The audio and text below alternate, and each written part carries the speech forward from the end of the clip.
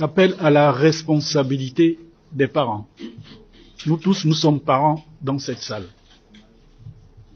Ça va faire mal, mais le constat est là. Retirez vos enfants du secteur tertiaire. Nous sommes un pays de mines. Il a parlé de Ivino Arion, Belinga. Après Belinga, il y a Banyaka. Après Banyaka, il y a Alambarné, Mabounié. Et de plus en plus, on est en train de découvrir des mines qui vont rentrer en exploitation. Et je peux vous assurer qu'en ce moment, on n'a pas de jeunes compatriotes qualifiés pour pouvoir occuper ces emplois.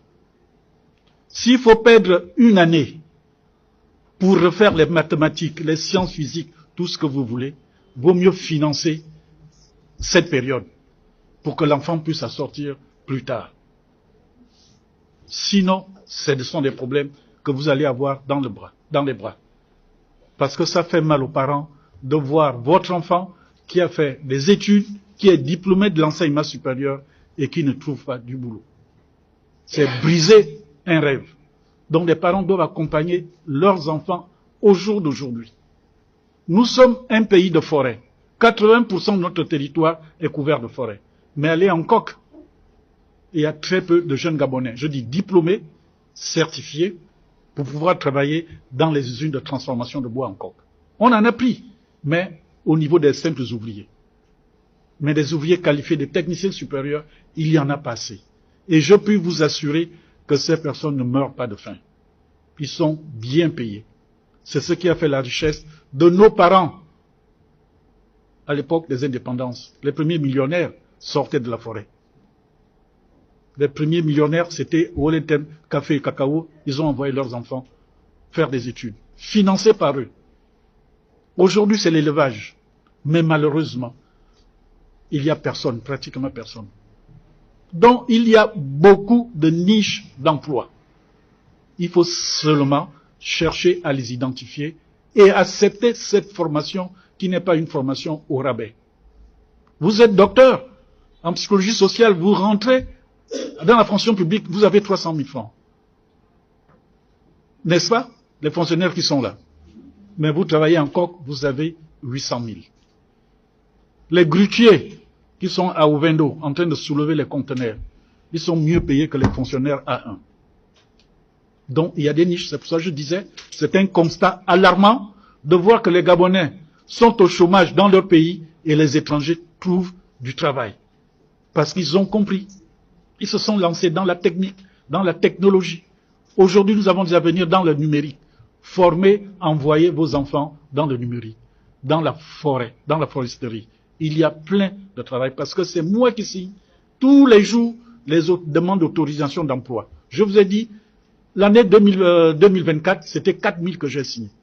Donc c'est 4 000 en soi, potentiel pour des jeunes Gabonais occupés par les expatriés. Parce que l'homme qui arrive, l'homme d'affaires qui arrive, il n'est pas là pour former des gens. Ils veulent exploiter et faire rentrer. Il arrive chez nous, il demande au PNP, j'ai besoin de telle qualification, est-ce qu'il y en a? Non. J'ai besoin de telle, est-ce qu'il y en a? Non. Qu'est-ce qu'on fait? On demande à l'étranger. C'est maintenant que les jeunes Gabonais commencent à passer le permis G pour conduire les remorques et les semi-remorques. Or, quelqu'un qui conduit semi-remorque avec des billes gagne 600 à 800 000 francs tous les mois. Mieux payé que le fonctionnaire. Ça, ce sont les réalités. Alors, qu'est-ce qu'on fait? On va continuer. Je ne suis pas contre. Hein. Moi-même, j'étais formé à la fac de lettres de sciences humaines, puisque je suis docteur en histoire. Mais au jour d'aujourd'hui, ce n'est plus possible. Donc, des solutions sont là. Il faudrait que nous soyons courageux. Encouragés par les parents. Par les parents, comme il a si bien dit, le DG. Faire la fête parce que parce que votre enfant a eu le BACA, c'est bien. Mais félicitez beaucoup plus celui qui a un CAP, qui a un BTS en électromécanique. Même les mécaniciens. On en a besoin. Les mécaniciens certifiés. Parce qu'aujourd'hui, n'importe quel mécanicien ne peut pas travailler sur un moteur Caterpillar s'il n'est pas certifié Caterpillar. Parce que là-dedans, aujourd'hui, ce n'est plus une simple mécanique, c'est électronique, Donc, il faut un BTS certifié Caterpillar pour que vous ayez accès. Or, avec tous les travaux qui vont se faire, le président s'est engagé à construire Libreville 2. Les entreprises vont arriver. On n'a pas de maçon certifié. Ça vous semble drôle, mais c'est vrai. On n'a pas de carreleur certifié. Ça vous semble drôle, mais c'est vrai. Vous et moi, vous savez que pour prendre un carreleur derrière l'hôpital, il vous demande 3500 le mètre carré. N'est-ce pas? Sinon même 4000. Quand vous multipliez par 200 mètres carrés la maison, ça vous fait combien?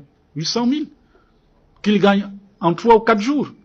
S'il y en a 2 par mois, il se retrouve avec 1,6 million. Il n'y en a pas.